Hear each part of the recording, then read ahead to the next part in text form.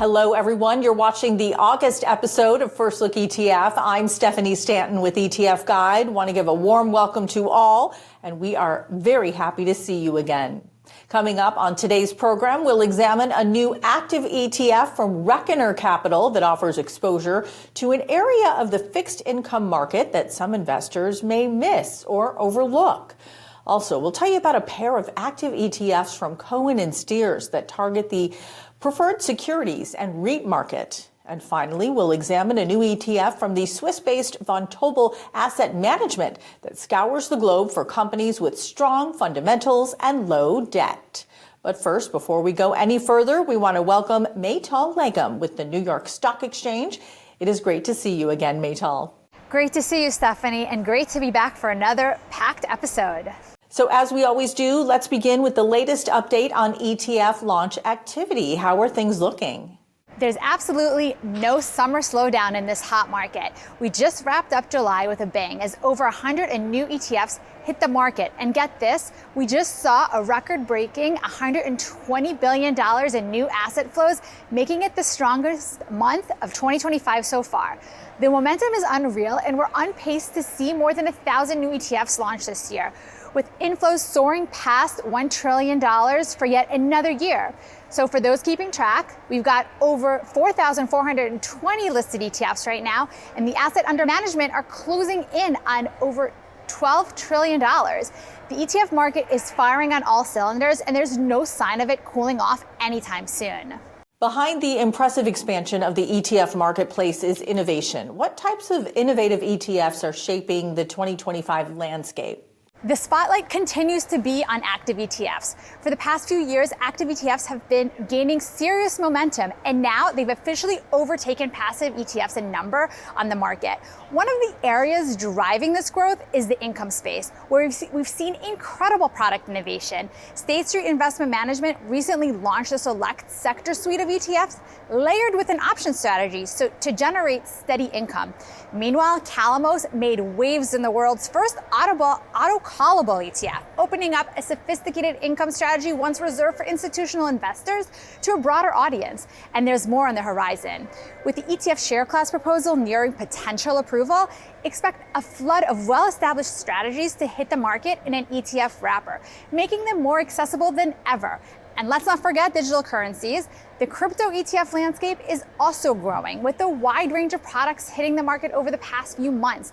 And with more proposals under review, this space is only going to heat up further. And as always, we have a great guest lineup in this episode. What are you looking forward to most about today's show? This episode is jam-packed with another set of great NYSE listed issuers that are no strangers to the industry. First up, we've got Vontobel, a globally renowned investment firm bringing their top-tier expertise to the U.S. with an international equity-listed fund. Reckoner's shaking things up with the first-ever leveraged CLO ETF, wrapping their deep knowledge into an innovative ETF package. And of course, we can't forget Cohen and Steers, longtime partners of the New York Stock Exchange. They've made a big splash this year, launching their first 3 ETFs and delivering their signature expertise in an ETF wrapper. Stay tuned. You do not want to miss the insight from today's guests. Thank you, Maital. Thanks so much for the update. Keep up the great work, and we will see you soon. Great to see you, Stephanie. And just a quick reminder to watch First Look ETF on Amazon Fire TV and Roku. Also, we simulcast First Look ETF on iTunes, Spotify, Amazon Music, and other major podcasting platforms, so don't miss it. Today's fixed income landscape is challenging. Some investors are still chasing yield, often in a world of low interest rates and limited options. But what if there was a way to diversify beyond traditional bonds? What if you could tap into a new source of high yield income with professional guidance? Well, here to answer those questions and more is John Kim, co-founder, CEO of Reckoner Capital. John, it's a pleasure to have you with us today. Hi, Stephanie. Thanks for having me on. So before we talk about your recently launched ETF targeting collateralized loan obligations or CLOs, can you familiarize our audience with CLOs? What are they and how do they work? Sure. CLOs are really becoming a mainstream asset for a lot of people, so it is a good idea to sort of get up to speed on how CLOs work. what you need to know is that CLOs are essentially pools of corporate loans. So they're very diverse pools. There could be 150 to 300 loans in a single CLO pool. And then what the CLO does is aggregate those loans together into one box. And we have a slide here that will show you that visually. You see a lot of different types of names going into that box. A loan manager will select those names and underwrite the credit in those names. The CLO will then issue the stack that you see on the right. So you'll see AAAs down through BBs normally. Those are rated bonds rated by a major credit agency. And then there will be some unrated portion at the bottom that's a residual portion that sort of captures the rest of the return. So what's great about a CLO structure is that investors can really choose their level of risk and return. Obviously, if you're at the top of the capital structure and you have a AAA rated bond, you're going to be the first person paid in that entire stack that you see on the right. The money flows from top to bottom, so you are the first one in line to get paid, both in interest and in principal. You have a higher credit rating because you have less chance of loss. And you'll get paid a little bit less than people who are taking risk at the bottom of the stack, but you have a very safe bond that basically implies a lot of principal protection for your bond. So what's great about CLOs is that they basically make it very easy for people to choose their level of risk and base it on a portfolio of assets that has proven to be over time a very stable kind of good returning income asset. So for many reasons, these are among them, we think that CLOs should be a part of everyone's portfolio. We're really excited to bring this particular product to market. Yeah, thanks for breaking that down. So on that note then, the Reckoner Leveraged AAA CLO ETF, and your ticker is RAAA. It is an actively managed exchange-traded fund. It is designed to enhance yield on a diverse portfolio of AAA-rated CLO bonds. What does this fund own, and what makes it a compelling solution for fixed income investors? The fund will own basically senior AAA bonds from tier one managers in the market. So if you look at the CLO market, there's about 130, 140 managers in the US. A lot of them are issuing several deals a year. All of these deals will have a AAA tranche normally embedded in that structure. So we are going to go in and buy a diverse portfolio of AAA bonds. We underwrite the managers, we underwrite the loan pools, we underwrite the structures that the CLOs basically have financially in their structure. So what we are trying to do is pick the best of the best, pick the safest bonds and the most liquid bonds, because of course in an ETF wrapper, liquidity is key. You really want to be able to sell your portfolio in one day if you need to, because it is a daily fund. So we are very highly concentrated on finding bonds with a lot of bid depth in the market, meaning there's a lot of buyers for these bonds. Managers that are really name brand managers have a long track record and history of selecting good assets to back their bonds, and enough diversity to sort of make it such that you are not taking risk on any individual name, any individual structure. So it's very important that we select in a way that creates diversity for the investors, so that if you buy one share of our ETF, you are getting access to all of those diverse portfolio benefits, right? So you have not only manager and bond, but the underlying assets, which are very diverse. Yeah, and I heard you say minimizing risk, and of course, that's something that all investors would like to do. How do you see investors then and advisors potentially using our AAA inside a diversified investment portfolio? So one very important thing to know about our AAA, and one of the reasons we were really excited to bring it to market, is it is taking a very safe asset class and it's applying a little bit of leverage, which has not been done in this market before.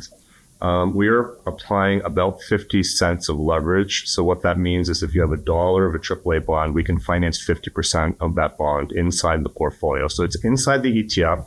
It's dynamically managed. Now, to put that in context, some people might feel like, oh, that's quite a lot of leverage, but it's actually, we believe it's quite a modest amount. And the reason for that is you have to understand that AAA bonds in the CLO world are a very, popular, common institutional product. In the institutional market, if you go to finance a AAA bond with a bank, they could give you 80, 90 cents of leverage, right? So they're willing to finance these assets because of their track record and their history. They're very safe. They're very price stable. So in many cases, if you're an institutional investor, you will take on a lot more leverage, and you'll do that fairly easily with banks. You'll do it gladly because, of course, you think it's a very safe underlying asset. So for this particular ETF, we're only doing 50 cents of leverage, and we think that that's going to add a modest amount of yield to the portfolios. Compared to an unlevered portfolio, we believe somewhere between 40 and 60 basis points of additional yield. So, a meaningful pickup for most retail investors. Just also remember that, CLO bonds are floating rate bonds, right? So in an uncertain rate environment, right, you don't know really where rates are going. I mean, it looks more like we're going to cut now. There's a big debate going on, obviously, in the markets. But if rates were to go up, you would capture that base rate in the bonds. If rates go down, your yield goes down a little bit, but your credit spreads are still quite good. And then on top of everything else, CLOs generally historically have been, wide on a spread basis to corporates.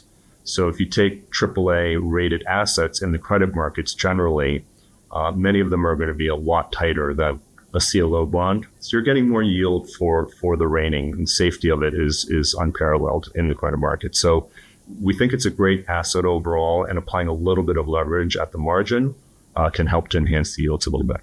All right, we will leave it there. John Kim with Reckoner, thank you so much for joining us today on First Look ETF and breaking down all things CLOs. Thank you. Thank you. Are you chasing income in a world that feels more volatile than ever? Well, the rules have changed. Zigzagging interest rates and unpredictable markets have created a minefield for anyone seeking a steady stream of income. Well, here to discuss a pair of recently listed income-focused ETFs that could be the solution is Alex Berg, head of ETF sales, Cohen and Steers. Alex, it is great to see you. Thanks for joining us. Pleasure to be here, Stephanie. Thanks for having me. Okay, before we talk about your firm's latest ETF additions, can you bring our audience up to speed about some of today's challenges facing investors who are seeking income, and of course, whether that be from equity dividends or bond yield income?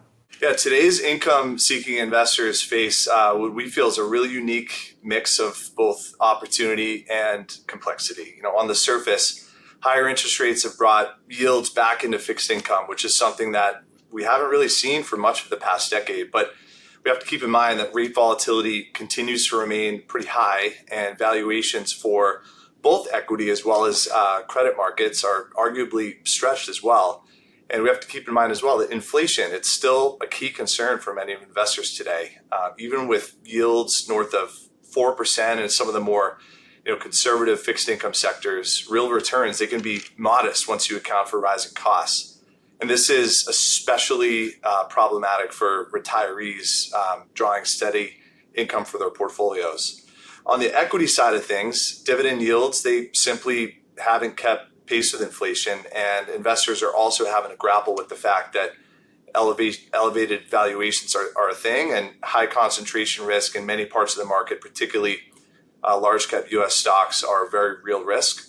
We're also seeing a lot of yield-seeking behavior as well. Investors looking into areas like high yield and private credit have been really popular areas, but that introduces more credit risk and also less liquidity as well. And lastly, something that we talk a lot about at Cohen and Steers is income and taxes. Investors need to navigate the whole tax treatment of income. Not all income is treated the same, which can have a big impact on after-tax returns. So, while we look at the market and the search for income out there and we see it's alive and well, we think it requires a more nuanced and diversified approach to generate income that's both durable and tax efficient. So two recent additions to your firm's ETF lineup are the Cohen and Steers Real Estate Active ETF, and your ticker there is CSRE, and then the Preferred and Income Opportunities Active ETF, and that ticker is CSPF. Now, both funds offer a compelling solution for income seekers, but each has a different approach. Can you break them down one by one for us? The CSRE and CSPF collectively, they are really two great examples of our overall capabilities here at Cohen and Steers as a specialist manager in real assets and alternative income. If we look at CSRE first, our real estate active ETF, This reflects our over 38 years of innovation as an industry-leading real estate platform. That's what many of our clients know us for.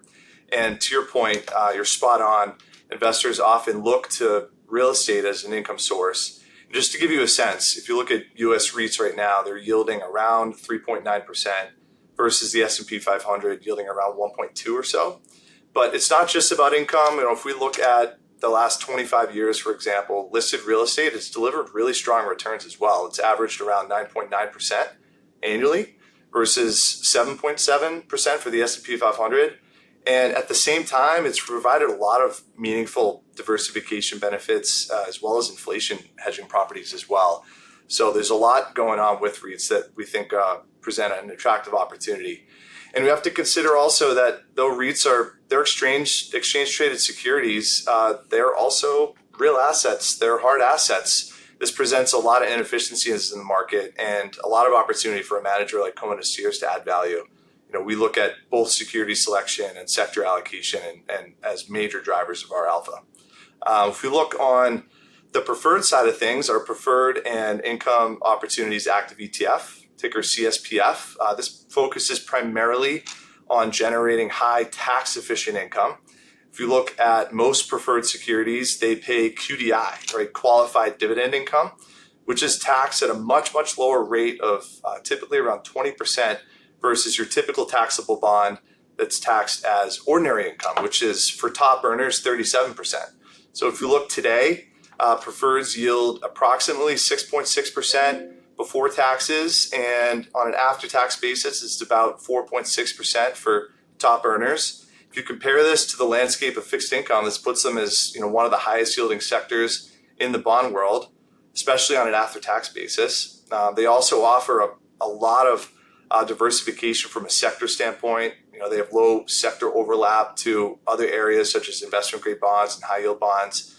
And they also have attractive correlations relative to other bond sectors as well, which we spend a lot of time talking about with our investors in terms of diversification in fixed income. I mean, sometimes it's not just about earning that income, but it's also about that tax mitigation, which is really an important component for a lot of investors, especially those retirees or those approaching retirement. So how do you envision financial advisors and investors potentially using these ETFs? Look, the ETF marketplace, it's really completely revolutionized investing over the past 30 years. It's brought a lot of benefits to investors, whether it's daily transparency, liquidity, tax efficiency, lower costs typically. And while historically it's been driven primarily by passive ETFs, the landscape for ETFs has shifted a lot. Over 35% of net flows have gone into active ETFs this year. This is a dramatic increase from just a few years ago. And CSRE and CSPF, they are two great examples of a lot of innovation that's going on right now in the ETF marketplace. And they provide investors really a new way to access these types of asset classes in an active management way, and also in a wrapper where you can access a lot of the benefits that ETFs that offer, which I spoke about. We're finding a lot of our clients are using both CSRE and CSPF primarily as a complement to core asset classes, really to looking at generating higher income, stronger returns, increased portfolio diversification, a lot of the stuff I spoke about. And when we talk about active versus passive with our clients, we don't necessarily see it as like an all or none story. We find that many investors still use passive for a lot of the more efficient asset classes like large U.S. equities, and then looking at areas like listed real estate and preferreds as really key examples where skill really matters and they're less efficient markets. So now that we're in the market, with CSRE and CSPF, we're seeing a lot of investors have historically used passive for these areas, used ETFs elsewhere for these areas, begin to look at Cohen & Steers, begin to migrate, given our history and our reputation here in these two asset classes. So we're happy to be out there and eager to talk with more investors. And we've seen that shift towards the active managed ETFs as well, right here on First Look ETF. So that trend continuing.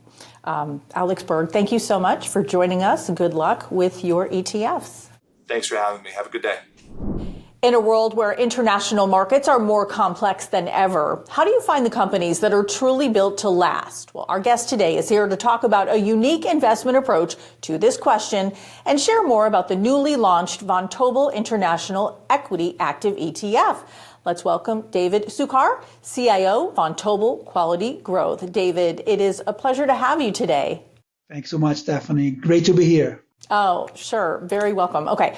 Before we discuss your recent ETF addition, can you familiarize our audience with Vontobel Asset Management? You are a company that started in Switzerland. I checked out your website and it stressed the Swiss quality approach to business and investing. Tell us more about it. That's right, Stephanie. So Vontobel Quality Growth is a boutique based in the United States. We're fully owned by the Vontobel Bank based in Switzerland, but we're independent in the way we invest our money. So we follow a simple philosophy that we call quality growth. And we apply this philosophy across different strategies, global, international, US, and emerging markets. And we're managing today close to $25 billion. Amazing. Okay, first of all, congratulations on the launch of the Vontobel International Equity Active ETF. We understand that it is your first step into the US ETF market. Tell us a little bit about the strategy behind the fund, and then what types of companies does the fund seek and what does it own? So the strategy is to apply the quality growth approach to international. What is quality growth? We focus on companies that we define as quality. Those are companies that have a competitive advantage, they have a moat, and they have a growth above the market average. So we want companies that have these characteristics, but they also have a track record of excellence. They have long-term growth, they have high margins, high returns, strong balance sheet, and a very skilled management behind it. Okay, and can you give us a little bit more meat on the bone? Maybe some of the specific companies, are those always changing? Sure, so we run a concentrated portfolio of the best companies that we can find outside the United States. Some of them are very well known by most of investors like Ferrari, Hermes, SAP, and they're not only great international companies, but they are the best in the world. So it's really an opportunity to give US investors diversification to great companies that are not available in the US market. And I want to let our audience know that your ticker for your ETF is VNIE. So I just want to make sure that we put that out there. How might the Vontobel International Equity Active ETF, again, your ticker VNIE, be deployed by investors and financial advisors inside an overall investment portfolio? Sure, we're very excited about the launch of the ETF. The United States is going right now through a very uncertain period in terms of policy, in terms of the fiscal policy. We start to see dollar depreciation, and we start to see international markets actually outperforming the US markets. So the ETF is a great opportunity for US investors to start diversifying outside the US market. Most US investors are still very much underweight the international markets, but in a way of investing, of accessing the international market through the best companies in the world. And the goal of the strategy is to give investors a participation on the upside, but protect on the downside. So you get the upside, but you have risk protection and diversification. And as you said, it sounds like a great opportunity for investors to step outside of the U.S. if that's something that maybe they hadn't thought about before. That's right. It makes sense that most U.S. investors are overweight the U.S. market because that's a market that has delivered the best performance. Yes, the United States have great companies, but not all great companies are based here. So it's a great opportunity to give investors a wrapper to diversify to international markets in a way that's tax efficient, transparent, and give them liquidity. All right. Well, David Sukar, thank you for joining us, sharing more about the Vontobel International Equity Active ETF, your ticker VNIE. We appreciate your time today. Thank you so much. Great to be here. Well, that does it for today's episode of First Look ETF. If you enjoyed the show, please tell us in the comment section below and by hitting the like button. Want to give a big thanks to all of our guests, along with Maital Legum at the New York Stock Exchange. Be sure to check out etfcentral.com to learn more. I'm Stephanie Stanton with ETF Guide. Thank you so much for watching. We'll see you next time.